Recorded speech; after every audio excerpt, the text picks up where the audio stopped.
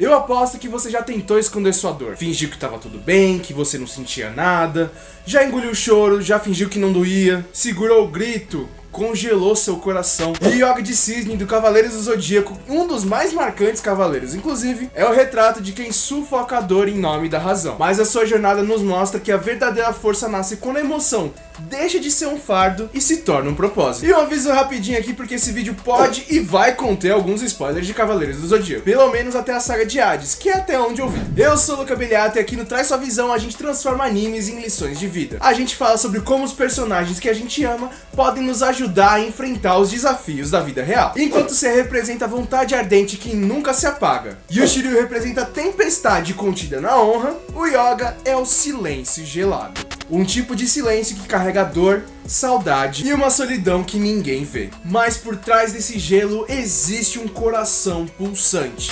E fica comigo até o final do vídeo, porque a história do Yoga pode te ajudar a mudar a forma como você lida com seus sentimentos. E o que ele aprende em cada batalha é o que a gente normalmente esquece no dia a dia. Você não precisa apagar o que sente para ser forte. Você só precisa aprender a lidar com esses sentimentos. A constelação do Cisne no céu noturno parece tranquila, quase intocável. Mas por trás da beleza existe uma história sobre sacrifício. Na mitologia, o cisne está ligado a amores impossíveis, renascimentos e transformações dolorosas. É um símbolo de nobreza, mas também de melancolia. E o Yoga encarna tudo isso. Desde criança, sua vida foi marcada por uma dor silenciosa. Natácia, sua mãe, morreu no naufrágio no Ártico. Seu corpo, preso num navio submerso, permaneceu intacto no fundo congelado do oceano. E o Yoga, mesmo muito novo, mergulhava nessas águas só para poder rever a mãe. E não era só saudade. Era uma tentativa de manter viva a conexão, de rejeitar o luto. Toda semana ele se arriscava num mar muito perigoso,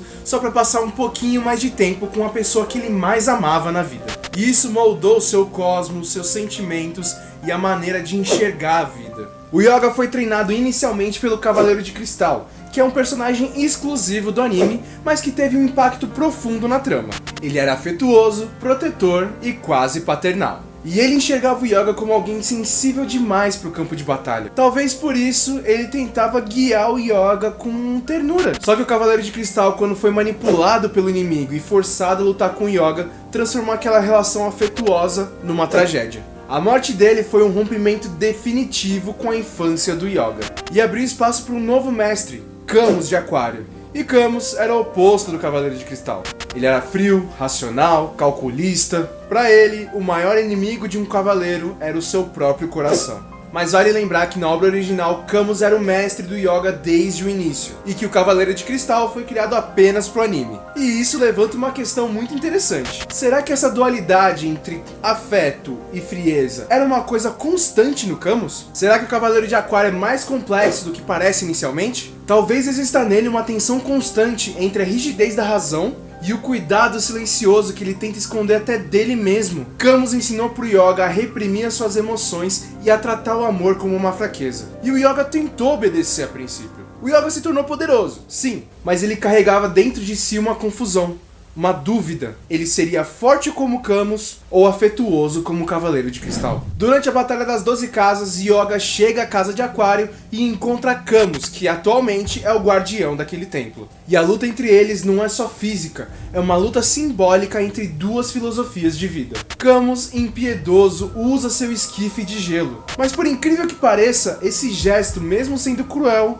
carrega um cuidado silencioso. O Camus nessa hora realmente acredita que ele está poupando o Yoga de um futuro extremamente cruel e doloroso. Mas o Yoga não desiste, ele é salvo pela ação coordenada dos seus companheiros. Doku, o Cavaleiro de Libra, manda a armadura de Libra até o local para ajudar os Cavaleiros de Bronze a libertar o Yoga. Shiryu empunha uma dessas espadas e corta o esquife de gelo num golpe preciso. E aí acontece uma das cenas mais simbólicas e polêmicas de toda a série. Shun aquece Yoga com o próprio corpo, numa entrega total, quase sacrificial. Essa cena que a gente vai explicar melhor no vídeo do Shun é extremamente simbólica e profunda, porque no final das contas é o Cavaleiro do Amor que traz Yoga de volta à vida. E assim o Yoga retorna e vai enfrentar seu mestre, não só com técnica, mas com a alma.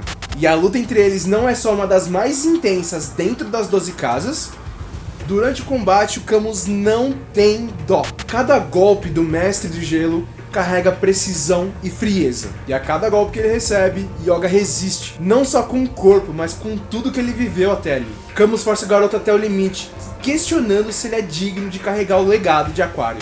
Yoga estava à beira da morte, a sua armadura completamente destruída e seu corpo congelado. E ele não estava nem consciente.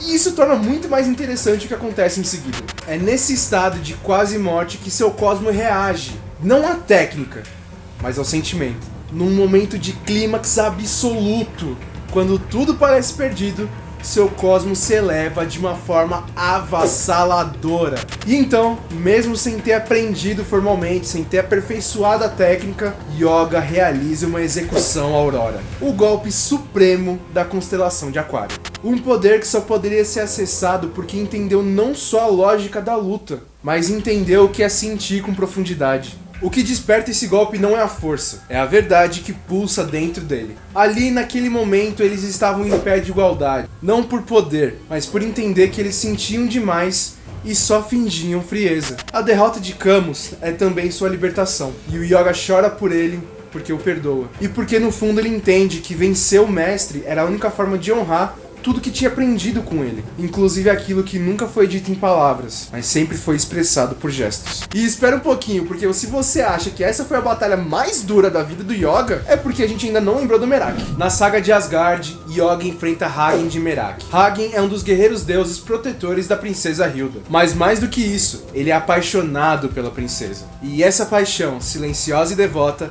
o leva a extremos. Essa luta é marcada por contrastes poderosos. Yoga, o cavaleiro do gelo, contra Hagen, o guerreiro do fogo. Dois elementos opostos, mas mais do que isso, duas formas diferentes de se lidar com sentimentos. Um é o calor que explode, o outro, o gelo que silencia. E a luta entre eles é na realidade um duelo entre duas formas distintas de sofrer e de sentir. E esse embate é duro, é intenso, e é ainda mais desafiador pro Yoga porque ele tá num local em que ele tá com desvantagem.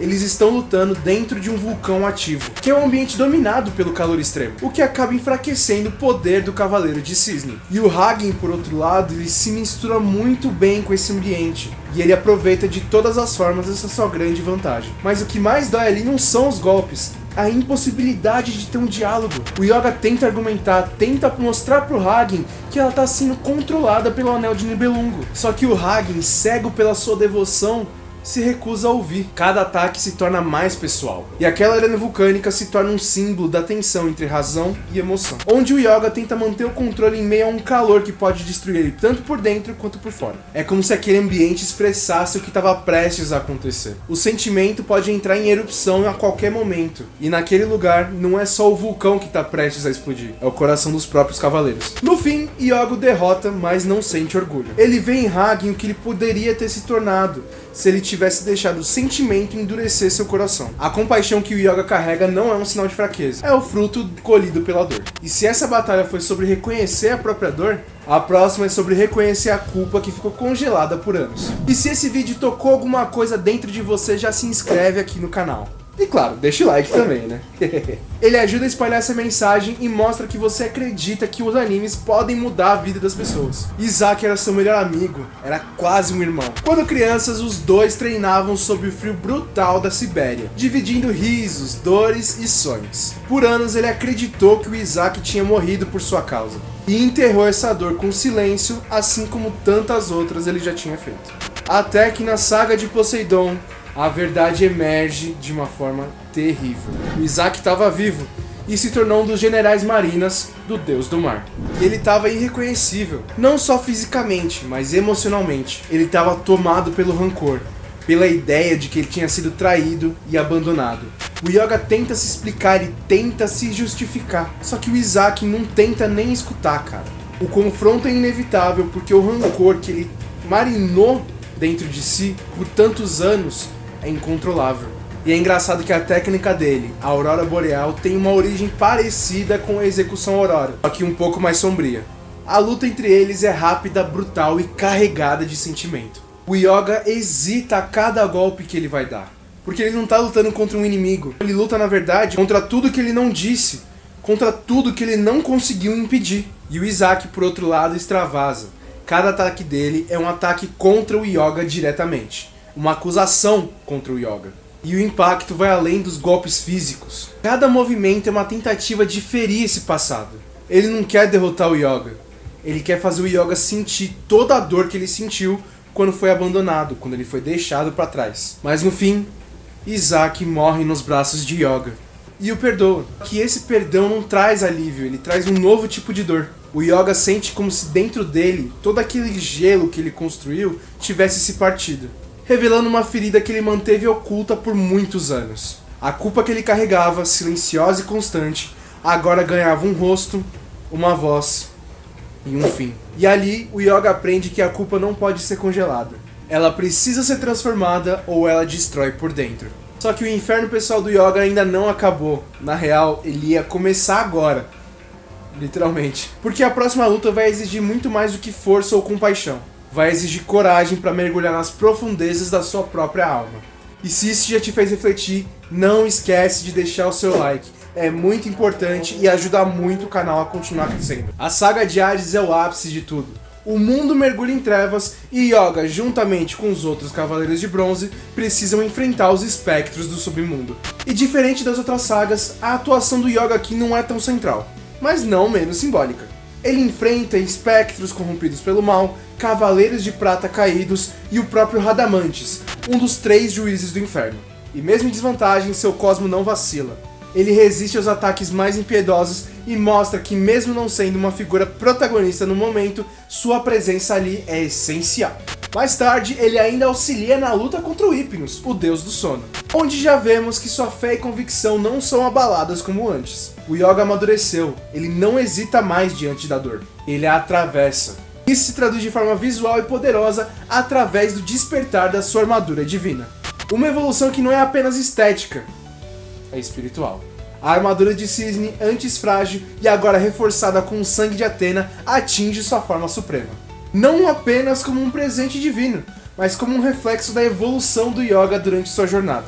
Uma alma que já suportou o peso da culpa, o frio da perda, a dor do sacrifício e a solidão da razão.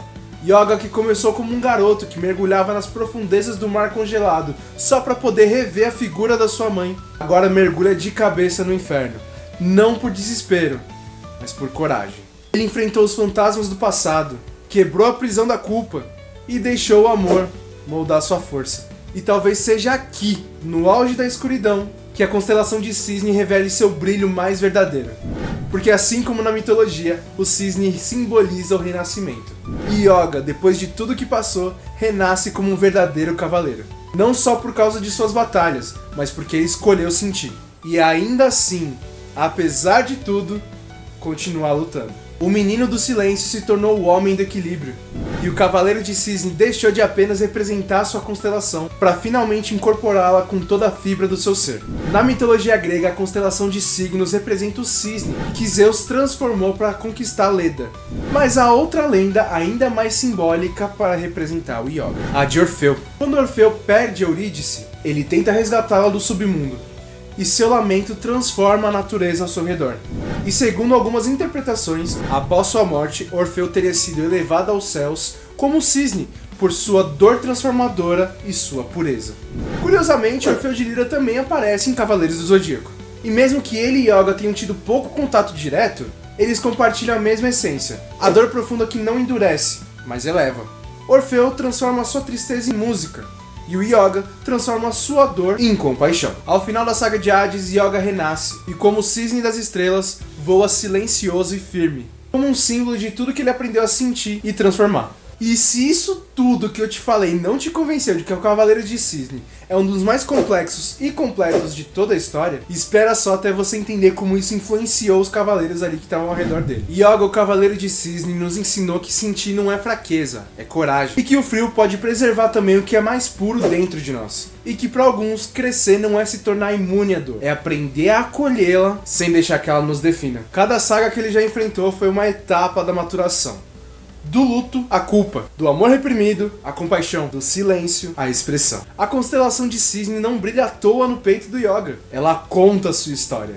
Uma história de superação silenciosa, de renascimento. E talvez seja por isso que a história dele toca tanto quem carrega uma dor que não sabe explicar. Um vazio que não tem nome. Porque o yoga mostra que a dor pode ser transformada. E que a sensibilidade é, muitas vezes, a verdadeira forma de força. Se esse vídeo te ajudou a te enxergar a sua própria história com um pouquinho mais de clareza, dá uma olhadinha nos links da descrição.